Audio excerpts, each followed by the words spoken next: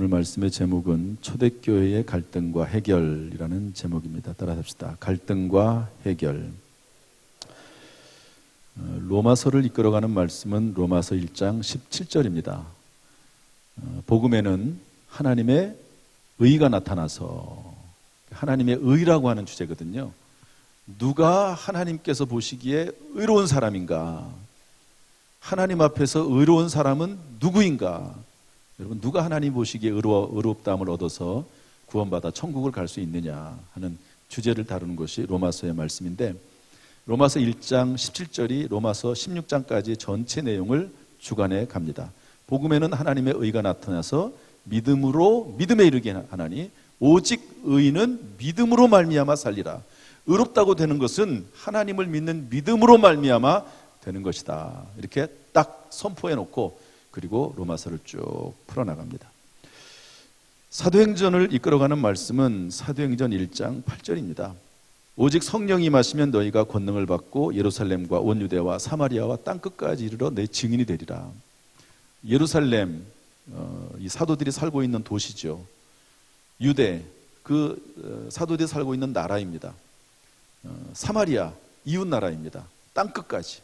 그러니까 본인이 살고 있는 그 지역에서부터, 우리로 말하면 당진에서 복음을 전하고, 당진을 뛰어넘어서 대한민국의 복음을 전하고, 북한의 복음을 전하고, 전 세계 복음을 전하는, 다시 말해서 동질 문화권 전도, 동일 문화권 전도, 이질 문화권 전도, 타문화 선교까지 설명한 내용이 사도행전 1장 8절 말씀입니다.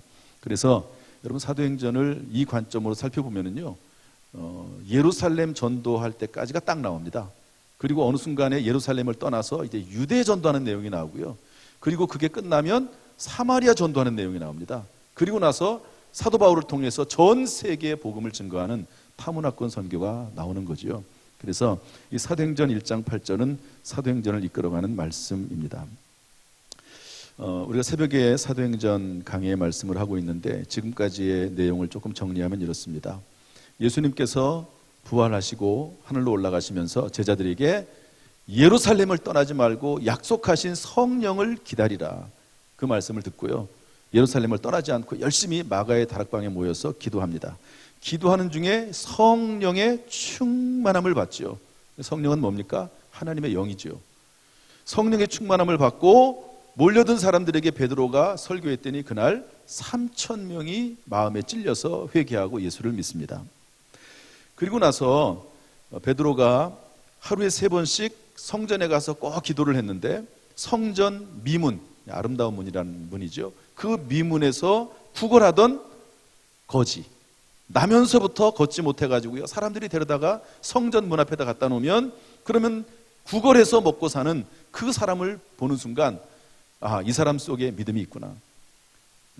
그러면서 그 사람에게 은과 금은 내게 없지만 나사렛 예수 그리스도의 이름으로 일어나 걸어라, 그렇게 명령하고 손을 잡아 일으키니까요, 그 거지가 걷지 못하던 사람이 일어나게 됩니다.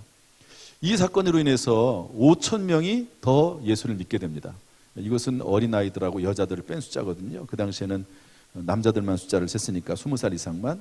그러니까 3,000명, 5,000명, 뭐 여자까지 포함을 하면 뭐 2만 명, 3만 명, 5만 명 이렇게 되는 그 사람들이 정말 교회가 급성장하게 됩니다. 그러다가 오늘 말씀 6장 7절 보니까 제자의 수가 더 심히 많아지고, 이제는 숫자를 셀 수가 없습니다. 3,000명, 대충 한 3,000명이다, 대충 5,000명이다, 이제는 뭐 몇 명이 되는지를 모릅니다. 그래서 제자의 수가 심히 더 많아지고, 심지어 허다한 제사장의 무리도, 여러분, 제사장이 누굽니까? 예수님을 십자가에 못 박아 죽이는데 뒤에서 계략을 쓰고 그리고 앞장섰던 사람들, 이 사람들이 제사장들입니다. 그리고 사도들을 잡아서 감옥에 가두고 죽이려고 했던 사람들입니다. 예수님의 부활과 예수님의 십자가 전하는 것을 싫어해서 그랬던 제사장들까지도 예수 믿고 구원을 받고 하나님 말씀에 복종했다 하는 그런 말씀입니다. 이렇게 초대교회가 부흥하게 되는데, 이런 중에 교회 안에서 갈등이 일어납니다. 오늘 이 말씀을 하나하나 살펴보면서 갈등의 문제를 한번 다루도록 하겠습니다. 우리 6장 1절 말씀 다 같이 읽어보죠. 6장 1절 시작. 그때에 제자가 더 많아졌는데 헬라파 유대인들이 자기의 과부들이 매일의 구제에 빠짐으로 히브리파 사람을 원망하니. 헬라파 유대인들은 우리로 말하면 전입교인입니다. 우리 교회도 이제 새신자들이 많이 등록을 하고 또 다른 교회에서 직분 받아 오신 분들이 많이 오셨습니다. 이런 전입성도가 있고, 히브리파 사람은 뭐냐면 원래부터 그 교회를 오랫동안 다녔던 분들입니다. 기존 성도죠. 이 성도들 사이에 구제로 인한 갈등이 생겼습니다. 요즘은 구제가 초기 우리 한국 교회나 한국 사회가 어려움 당하는 분들이 많아서 구제가 많이 필요했는데, 요즘은 구제가 오히려 더 조심스러운 때가 됐습니다. 구제를 잘못하면 오히려 비난을 받습니다. 왜 나를 도와주냐고 이러는 분들도 있고요. 도와주려면 모르게 도와줘야지, 공개적으로 도와주면 그것 때문에 오히려 교회 내에서도 시험을 당합니다. 그래서 참 조심스러운데, 이 당시에는 어려운 사람들이, 가난한 사람들이 참 많았어요. 그런데 그 교회 성도들이 자기의 집을 팔기도 하고 밭을 팔기도 하고, 물론 부자들이겠죠. 집이 뭐 한 채가 아니라 뭐 여러 채 있는 분들 중이겠죠. 집이나 밭을 팔아가지고 사도들 앞에 갖다 놓으면 사도들이 그 돈을 가지고 가난한 사람들을 도와줬거든요. 그런데 사도들이 그렇게 했지만 아무래도 이미 알고 있었던 히브리파 사람들, 기존 성도들에게 구제비 지급이 활발했던 것 같아요. 왜냐하면 그럴 수밖에 없습니다. 저희도 이제 교회에 어려운 사람들을 도울 때가 있는데, 그러면 새신자들의 상황은 잘 몰라요. 그리고 새신자들은 그런 얘기를 잘 못합니다. 누구에게 하기도 그렇고. 그래서 잘 안 가게 되는 그런 경향이 있거든요. 그런데 그러다 보니까 자연스럽게 아마도 히브리파 사람들, 기존 성도들에게 구제비 지급이 더 많았던 것 같습니다. 그래서 갈등이 생겼다는 거예요, 교회 내에서. 여러분 혹시 어려운 일이 있으면은요, 말씀을 하세요. 그러면 교회 내에서 뭐 어떻게 됐든지 간에 도우려고 노력을 할 겁니다. 특별히 여러분 법적인 문제가 있으면은요, 혼자서 끙끙 앓지 말고 얘기를 하세요. 최근에 우리 교회에 법적인 문제로 어려움 당하는 분들이 한 서너 분 생겼습니다. 제가 그분들을 우리 교회 장로님들한테 이렇게 연결을 해드렸어요. 저희 교회 경찰로 오랫동안 계신 분도 계시고 또 법을 잘하는 분들도 계시거든요. 이게 법이라고 하는 게 알면 쉬운데 모르면 고민하게 되고 참 걱정이 많거든요. 그러니까 그런 어려움이 있을 때 이 교회라고 하는 공동체가 다양한 분들이 계시기 때문에 그분들 중에는 도울 수 있는 분들이 꽤 많이 계시거든요. 그러니까 또 요청을 하십시오. 오늘 저는 이 말씀을 통해서 이 세상에 갈등이 없는 곳은 없다 하는 것을 우리가 교훈받을 수 있습니다. 여러분, 사도들이 목회를 했습니다. 사도들은 어떤 분입니까? 예수님에게 직접 3년 동안 배운 분들입니다. 그리고 사도들에게는 기적과 능력이 나타났습니다. 이렇게 놀라운 분들이 목회하는 그 교회에서도 갈등이 있다는 것이죠. 여러분, 이 세상에는 가정이 됐든 직장이 됐든 사업장이 됐든 교회가 됐든 갈등이 없을 수가 없다는 것을 여러분 기억을 해야 됩니다. 부부간에 서로 사랑해서 결혼하지 않았습니까? 그런데도 갈등이 있습니다. 부모 자식 간에 서로 사랑하지 않습니까? 그럼에도 불구하고 갈등이 있는 것입니다. 교회 내에서도 마찬가지고요. 문제는, 중요한 것은 뭐냐? 갈등이 있느냐 없느냐 가지고 싸울 필요가 없습니다. 어떻게 하면 풀어나가느냐? 서로 지혜를 모아서 한 걸음씩 양보하면서 그것을 풀어나가야 되는 것이지, 그것을 어떻게 해석을 하면서 풀어나가야 되는 것이 중요한 것이지, 갈등 속에 매몰되어 있으면 그 갈등은 인생을 파괴하고 마는 것입니다. 어떻게 갈등을 해석을 하고 풀어나갈 수 있습니까? 하나님의 말씀 안에서 하나님의 관점으로 현상을 바라볼 때 갈등을 해결할 수 있습니다. 한번 따라합시다. 하나님의 말씀 안에서 하나님의 관점으로.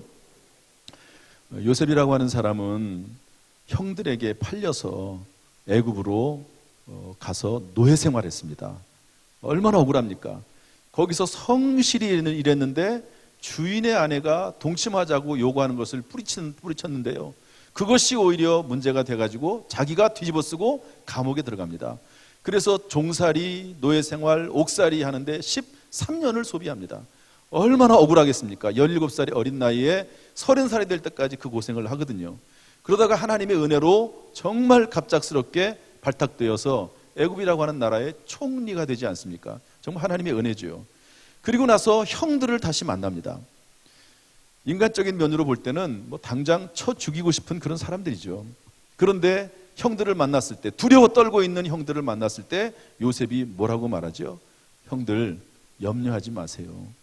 하나님께서 당신과 당신의 자녀들을 살리려고, 그리고 7년 흉년으로 고생하고 죽을 수밖에 없는 이 세상을 살리려고 하나님께서 나를 먼저 이곳에 보낸 것뿐입니다. 염려하지 마세요. 그렇게 하나님의 관점으로 해석을 했다는 겁니다.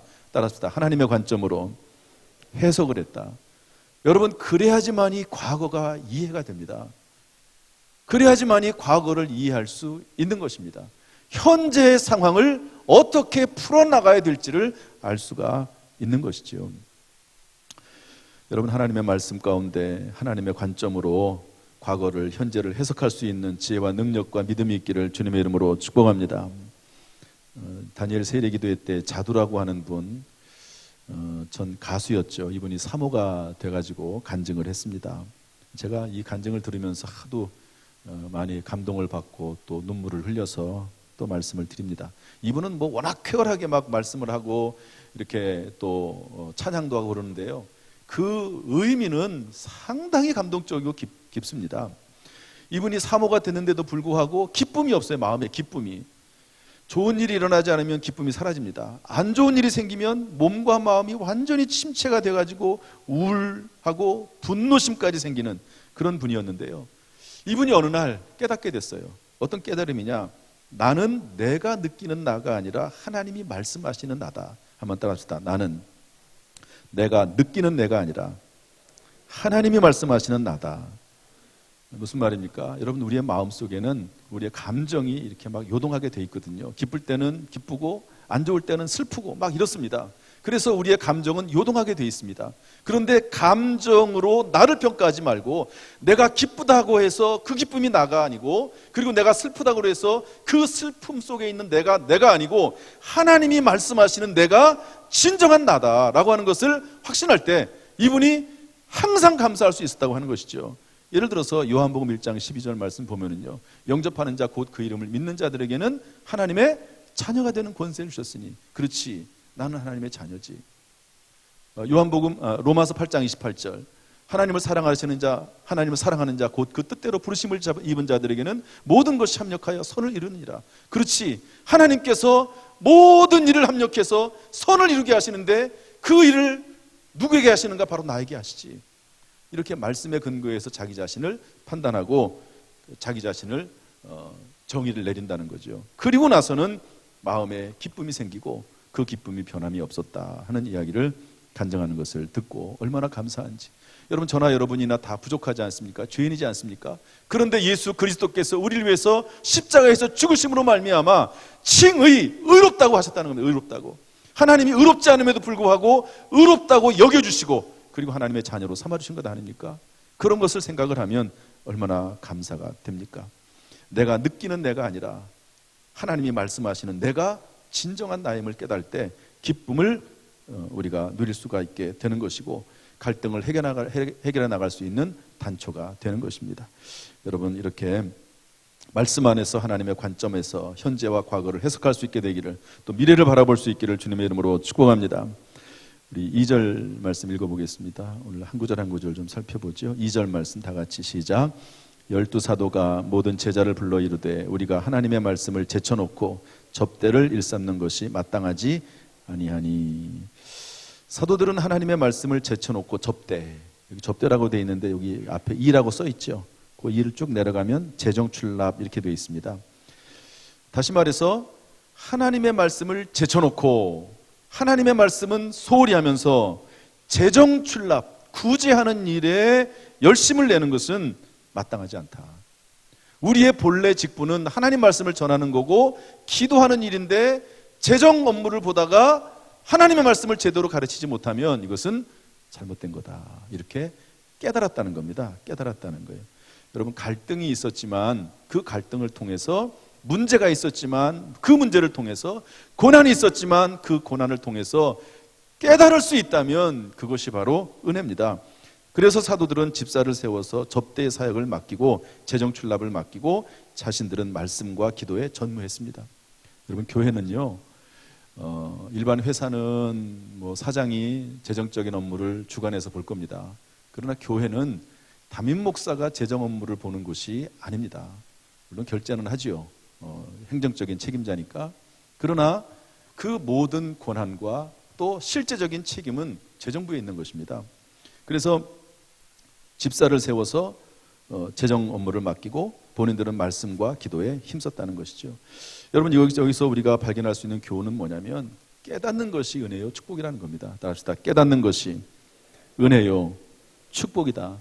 갈등이나 고난이나 문제가 아니고 그 갈등이나 고난 속에서 하나님께서 뭐라고 나에게 말씀하시는지를 깨닫는 것이 중요하고 그것이 은혜요 축복의 시작이다 하는 것을 우리가 기억을 해야 될 것입니다. 그리고 깨달았을 때 사도들은 즉각적으로 합당한 해결책을 결정해서 실행했습니다. 뭡니까? 우리는 말씀 전하는 것과 기도에 전무하고 집사를 세워서 재정 업무를 맡게 하고 구제 업무를 하게 하자. 재정 업무를 맡기자. 그러면서 사역 분담을 했던 것을 볼 수가 있습니다. 여러분, 문제가 있다 하더라도 문제 때문에 고민하지 마시고 성령 안에서 문제를 해결해 나갈 수 있기를 주님의 이름으로 축복합니다. 하나님께서 저와 여러분에게 깨달음을 주시기를 주님의 이름으로 축원합니다. 그렇게 해서 이제 집사의 직분이라고 하는 게 처음 생겼습니다. 지금까지는 이 사도라고 하는 직분밖에 없었는데 집사라고 하는 직분이 생긴 것이죠. 그러면서 집사를 어떻게 세웠는가 하는 그 집사의 자격인데요. 여기서 말하는 집사는 안수를 했기 때문에 오늘날로 말하면 안수 집사나 또는 장로님 정도 될 거라고 봅니다. 우리 3절부터 5절 말씀 다 같이 읽어보겠습니다. 시작. 형제들아, 너희 가운데서 성령과 지혜가 충만하여 칭찬받는 사람 7을 택하라. 우리가 이 일을 그들에게 맡기고 우리는 오로지 기도하는 일과 말씀 사역에 힘쓰리라 하니 온 무리가 이 말을 기뻐하여 믿음과 성령이 충만한 사람 스데반과 또 빌립과 브로그로와 니가노로와 디몬과 바메나와 유대교에 입교했던 안디옥 사람 니골라를 택하여. 그래서 7명을 세웁니다. 그 7명의 모습이 어떠냐? 첫 번째로 보니까 너희 가운데서 이렇게 되어 있습니다. 따라합시다. 너희 가운데서. 그러니까 외부에서 갑자기 스카우트 해온 사람도 아니고 우리 사이에, 우리가 함께 먹고 마시고 지내면서 칭찬받는 사람, 우리와 늘 동행했던 사람, 그리고 다른 말로 하면 성실하게 신앙생활했던 사람들 중에서 뽑았다 하는 것이죠. 여러분, 직분자들은 그래서 우리 교단에서도 권사나 집사나 장로의 직분을 세우려면 5년에서 7년 정도를 성실하게 근속해야지만이 세우게 되어 있습니다. 성실하게 꾸준한 것이 중요하거든요. 좋을 때는 막 좋았다가 안 좋을 때는 그냥 침체가 돼가지고 교회도 빠지고 원망이나 불평이 잔뜩 나오고 그러면은 꾸준하지 않은 거죠. 그러면은 어렵습니다. 교회를 하다가 교회에 좋은 일도 있고 나쁜 일도 있잖아요. 교회 그러면은 안 좋은 일 있을 때 막 자기 감정적으로 행하고 함부로 행동을 하고 그러면 되겠습니까? 그런 사람이 중직을 맡으면 되겠습니까? 그래서는 안 된다는 거죠. 그래서 꾸준한 사람, 항상 주변에 같이 있으면서 그 신앙생활을 꾸준하게 하는 사람을 그 사람을 중직자로 세우도록 그렇게 했다 하는 것이죠. 여러분, 꾸준한 게 참 중요합니다. 제가 이전에 계단 오르는 이야기를 했습니다. 계단에 오르는 게 좋다고 해서 계단 오르기 시작을 했는데 저희 21층에 살거든요. 10층까지만 올라가도 숨이 차가지고 못 걸어가겠더라고요. 그런데 이제 계속 꾸준하게 하니까 지금 21층 계단 올라가는 건 쉽습니다. 그리고 지금은 3번까지도 그냥 올라가죠. 그 다음에는 그 정도 시간까지는 제가 더 안 내는 거죠. 그러니까 이제 3번 정도까지만 하는데. 그러다가 제가 어느 날 허리가 아파졌어요. 제가 허리가 좀 약해서. 그런데 그때는 너무너무 허리가 아프더라고요. 그래서 주변에 좀 얘기를 했더니 어떤 집사님이 철봉을 하라고. 철봉. 그러면 철봉에 매달리면 이렇게 늘어난대나 어쨌거나 그래가지고 그래서 이제 철봉을 한번 해보자. 그래서 저희 아파트에 어린이 놀이터에 철봉이 있거든요. 새벽기도 끝나고 철봉에 제가 매달렸습니다. 몇 번 했는데 좀 민망해요. 왜냐하면 동네 사람들이, 아파트 사람들이 제가 누군지 알거든요. 내색은 안 해도요 다 알아요. 민망해서 할 수가 좀 없어서 집에다가 철봉을 하나 샀습니다. 여러분 철봉 아시죠? 이렇게 옆으로 이렇게 벽과 벽을 붙여가지고 하는 아주 튼튼합니다. 거의 몇 톤, 아무튼 꽤 많은 무게를 이렇게 지탱하는 그런 철봉인데, 그 철봉을 이제 매달리기 시작을 했습니다. 집에서. 어디다 뒀냐면 저희 아내가 화장하는 화장대 옆에, 저도 로션을 이제 매일매일 바르거든요. 그래서 그 옆에다 뒀더니 철봉이 보이니까, 그래서 한동안 그걸 했습니다. 어쨌든 허리는 다 났어요. 그리고 이제 그 이후로부터는 아프지는 않습니다. 그런데 그게 지금도 붙어 있으니까 그냥 심심하기도 하고, 그러면 이제 거기에 매달리는 거죠. 그러면 한 10초도 못 매달려요. 여러분, 제가 몸무게가 좀 꽤 나가거든요. 옛날에 80kg 쌀 한 가마였는데요. 아마 그에 버금가게 그 이상으로 몸무게가 나갑니다. 그러니까 팔 두 개로 그 몸무게를 지탱하는 게 어렵죠. 그래서 잘 안 되는데, 그래도 그냥 왔다 갔다 하면서 바로 눈에 보이니까 매달려서 조금 매달렸다가, 씻기 전에 이제 저는 매일 샤워를 하는데 씻기 전에 매달렸다가, 그러면 한 조금만 매달려도요 그게 힘이 드니까 땀이 나요. 계속 그걸 했습니다. 그래서 특별한 목적이 있는 것도 아니고 그냥 눈에 보이니까. 그런데 어느 날 갑자기요 이렇게 매달렸다가 한번 턱걸이를 한번 해보자, 한번 쭉 당겼어요. 그랬더니 턱까지 올라가더라고요. 저는 제가 깜짝 놀랐어요. 아니, 이게 왜 올라가지? 전혀 올라갈 수가 없습니다.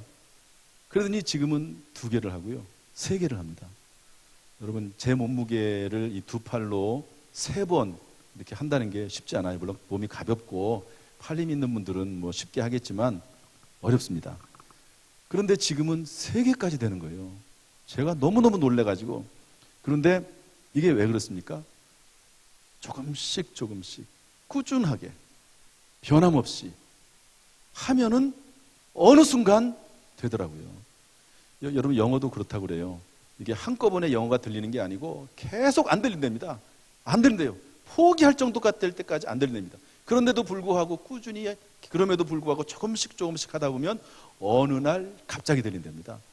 저는 거기까지 안 와가지고, 그런데 아무튼 어느 날 갑자기 들린대요. 성경적으로도요, 점진적 성화가 있고 순간적 성화가 있습니다. 우리가 믿음 생활을 하고 신앙 생활을 하다 보면 조금씩 신앙이 자라고 사람이 말씀 안에서 거룩해집니다. 그러다가 꾸준히 그 일을 하다가 어느 날 갑자기 그 사람의 신앙의 영적인 수준이 확 올라갈 때가 있습니다. 그것을 신학적 용어로 순간적 성화, 급진적 성화라고 하거든요. 그런 게 있습니다. 여러분, 우리가 신앙생활을 해도 꾸준하게 변함없이 신앙생활을 할 수 있는 그런 믿음의 사람이 될 수 있기를 주님의 이름으로 축복합니다. 그리고 그 믿음을 하나님이 보시고 어느 날 어느 순간에 영적으로, 또한 우리가 사는 삶 속에서 하나님께서 모든 영육간에 필요한 것들을 공급하는 놀라운 경험이 일어날 수 있기를 주님의 이름으로 축복합니다. 이런 사람을 직분자로 뽑았고, 그 다음에 성령 충만한 사람을 뽑았습니다. 여러분, 예수님을 영접할 때 예수님의 영인 성령이 내 안에 들어오시거든요. 볼지어다 내가 문 밖에 서서 두드리노니 누구든지 문을 열면, 내 말을 듣고 문을 열면 내가 그에게로 들어가 그로 더불어 먹고 그는 나로 더불어 먹으리라. 여러분, 예수님이 들어오는 게 아니라 예수님의 영인 성령이 들어오시는 것이죠. 이것을 성령의 내주라고 합니다. 따라합시다. 성령의 내주. 내 안에 계신, 내주 계신 성령님께서 어느 날 그 성령이 충만해질 때가 있습니다. 언제 충만해집니까? 기도 생활 열심히 하고 찬송을 열심히 하고 말씀 생활 열심히 하면 성령이 내 속에서 충만해지는 겁니다. 그러면 우리 인생 가운데 전혀 생각하지 않았던 놀라운 일들이 일어나게 되는 것입니다. 하나님께서 우리의 인생을 이끌어가게 되는 것이죠. 그래서 여기 성령 충만하다는 말은 뭐냐면 늘 말씀 생활, 기도 생활, 찬양 생활을 하는 사람을 의미합니다. 여러분, 이런 모습도 우리 가운데 있기를 주님의 이름으로 축복합니다. 그 다음에 지혜가 충만하고 믿음이 충만한 사람입니다. 3절에서는 성령과 지혜가 충만하다고 그랬고 5절에서는 성령과 믿음이 충만하다고 그랬습니다. 다시 말해서 지혜와 믿음을 동일선상에 놓았습니다. 따라서 지혜와 믿음은 서로 반대되거나 분리되는 개념이 아니고, 여러분, 지혜로운 사람은 믿음 있는 사람입니다. 여러분, 하나님 말씀대로 사는 사람 믿음 있는 사람이죠. 하나님의 말씀대로 사는 사람은 지혜롭게 됩니다. 영원한 진리의 말씀으로 살아나가는 사람은 지혜로운 사람이죠. 또 믿음이 있는 사람은, 참으로 믿음이 있는 사람은 지혜롭게 행할 줄 알게 되는 것이죠. 이런 사람들이 하나님 앞에 쓰임받게 되는 것입니다. 그 다음에 마지막으로 3절에 보니까요, 칭찬받는 사람을 직분자로 세웠습니다. 여러분, 성경에서 칭찬은 하나님과 사람에게 칭찬받아야 된다고 말씀하고 있습니다. 누가복음 2장 52절, 사도행전 24장 16절 말씀을 다 같이 읽어보겠습니다. 시작. 예수는 지혜와 키가 자라가며 하나님과 사람에게 더욱 사랑스러워 가시더라. 이것으로 말미암아 나도 하나님과 사람에 대하여 항상 양심에 거리낌이 없기를 힘쓰나이다. 여러분, 그냥 하나님에게만 사랑스러워 가면 되지 않나요? 하나님에 대해서만 양심에 거리낌이 없으면 되지 않나요? 그런데 성경은 굳이 하나님과 사람에게 사랑스러워 갔다. 하나님과 사람에 대해서 양심에 거리낌이 없기를 힘썼다 이랬거든요. 여러분, 제가 고르반 비유 가끔 얘기합니다. 하나님께 드림이 되었다고 말하면서 부모에게 드려야 될 것을 안 드립니다. 신앙적으로 잘못됐습니다. 하나님에게 드릴 것은 하나님에게 드리고 부모에게를 섬겨야 될 것은 마땅히 부모에게 섬겨드리는 것이 성경적이고 신앙적입니다. 여러분, 예수님께서 우리에게 세 계명을 주셨습니다. 그러면서 뭐라고 말씀하시죠? 하나님을 사랑하라. 그리고 내 이웃을 내 몸과 같이 사랑하라. 하나님만 사랑해라, 이게 아니에요. 하나님을 사랑하고 사람도 사랑하는 것이 성경적입니다. 그래서 하나님과 사람을 다 생각할 줄 아는 사람이 진정으로 믿음이 있는 사람입니다. 오늘도 2부 때 장로님이 대표 기도하시고 성경 봉독 3부 때 하셨는데요. 여러분, 대표 기도는 개인 기도와 다릅니다. 대표 기도는 하나님이 들으시지만 하나님에게 기도드리는 거지만 사람도 듣습니다. 그래서 사람을 의식하면서도 기도해야 되는 것이 대표 기도자입니다. 개인 기도는 뭘 해도 상관이 없어요. 다윗 같은 사람도 개인 기도하면서 막 억울한 그 상황에 대해서 다 토로하고 자신을 괴롭히는 사람에 대해서 저주까지 하면서 기도하지 않습니까? 개인 기도는 상관이 없어요. 그러나 대표 기도는 하나님이 들으시지만 사람도 듣습니다. 복장을 신경 써야 됩니다. 시간도 신경 써야 돼요. 여러분, 시간이 잘 신경을 써서 해야 되거든요. 단어 주의해야 됩니다. 발음도 주의해야 됩니다. 왜냐하면 개인 기도할 때는 아무렇게나 얘기해도 하나님 다 알아들으세요. 그러나 사람들이 또한 대표 기도는 사람들이 듣기 때문에 발음을 신경을 써야 됩니다. 특별히 중직자는 교회의 사역이나 행사나 봉사에 자원함으로 물론 하나님 앞에서 해야 되지만 직분자요 사명자로서 다른 성도의 이목도 생각해야 될 줄 압니다. 생각해야 됩니다. 다른 성도가 이렇게 보면 어떡하지? 생각을 해야 되는 것이죠. 눈치를 봐야 됩니다. 저는 이것을 거룩한 눈치보기라고 이름을 붙였습니다. 따라합시다. 거룩한 눈치보기. 그래서 여러분, 목사도 성도들 눈치를 봐야 되거든요. 성도들도 마찬가지입니다. 서로 눈치를 보면서 서로의 마음을 편하게 하도록, 또 그리고 교회가 평안하도록 서로 가정도 마찬가지입니다. 여러분, 남편은 아내 눈치 봐야 돼요. 그게 나쁜 게 아닙니다. 아내는 남편 눈치 봐야 됩니다. 자녀들 눈치도, 요즘은 자녀들 눈치도 봐야 돼요. 요즘은 또 시어머니가 며느리 눈치도 봐야 됩니다. 그게 나쁜 게 아닙니다. 교회 평안을 위해서, 가정의 평안을 위해서 눈치를 봐가면서 서로 피할 건 피하고 또 마땅히 해야 될 것은 행하고 그러면서 살아가는 것이 인생이지, 자기 마음대로 다 하는 사람이 누가 있습니까? 그렇게 살아가면 성경적이지도 않습니다. 그래서 눈치 볼 줄 알아야 되는 것이죠. 평안을 위해서. 이렇게 여러분, 교회 내에서도 세상 속에서도 칭찬받는 복된 인생이 될 수 있기를 주님의 이름으로 축복합니다. 6절 말씀 읽겠습니다. 6절 시작. 사도들 앞에 세우니 사도들이 기도하고 그들에게 안수하니라. 안수했다는 것은 공식적인 행사를 했다는 말이고요. 이제 직분자들에게는 교회 재정 출납을 관장할 수 있는 권한과 책임이 주어진 것입니다. 교회 공적 권위가 생긴 것이죠. 7절 말씀 읽겠습니다. 마지막 구절인데 시작. 하나님의 말씀이 점점 왕성하여 예루살렘에 있는 제자의 수가 더 심히 많아지고 허다한 제사장의 무리도 이 도에 복종하니라. 문제가 있었지만, 갈등이 있었지만 해결하고 나서 교회는 더욱더 안정되고 계속적인 부흥이 일어났습니다. 여러분, 갈등이 문제가 아니라 그 갈등을 어떻게 해결하느냐는 것이 중요합니다. 여러분, 성령님의 지혜와 능력으로 갈등을 해결할 수 있다는 믿음을 가지시기를 주님의 이름으로 축복합니다. 해결되고 나서 오히려 더욱더 잘 될 수 있다는 믿음을 가지고 성령님의 인도하심을 따라 한 걸음 한 걸음, 한 걸음 한 걸음이 중요해요. 한꺼번에 회개하려고 하지 마시고 성령님의 지도하심을 따라서 한 걸음 한 걸음 실행해 나가면 모든 일이 합력하여 선을 이루고 오히려 더 잘되게 될 줄로 믿습니다. 이런 은혜가 우리 모든 성도들에게 충만히 임하기를 주님의 이름으로 축원합니다.